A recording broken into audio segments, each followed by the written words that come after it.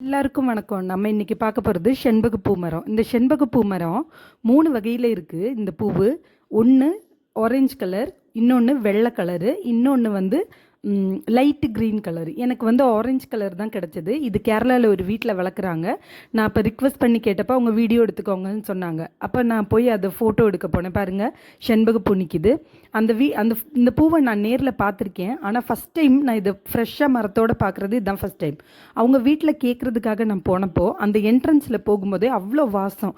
நம்ம கல்யாண வீட்டிலலாம் போகும்போது பன்னீர் தெளித்து வாங்கன்னு சொல்லுவாங்க இல்லையா, வெல்கம் பண்ணுற மாதிரியே இருந்தது இந்த வாசனை.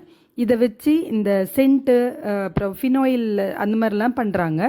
இந்த பூ வீட்டில் வைக்கிறது ரொம்ப நல்லதுன்னு சொல்கிறாங்க. அது எந்த அளவுக்கு உண்மைன்னு தெரியலை. ஆனால் வந்து இதை வச்சா மனசுக்கு சந்தோஷமாக இருக்குன்னு மட்டும் தெரிஞ்சுது. இதுதான் அந்த பூவோட அந்த மரத்தோட இலை. இங்கே பார்த்தீங்களா, இலை எப்படி இருக்குது பார்த்தீங்களா? இந்த இலையை நான் தொட்டு பார்த்தேன். பிளாஸ்டிக் மாதிரி இருக்குங்க. நல்லா ஹார்டாக இருந்தது. ஆனால் நல்லா பார்க்கும்போது மனசுக்கு ரொம்ப சந்தோஷமாக இருந்தது. இந்த பூவை வந்து பூஜைக்கெல்லாம் பயன்படுத்துவாங்கன்னு சொல்கிறாங்க.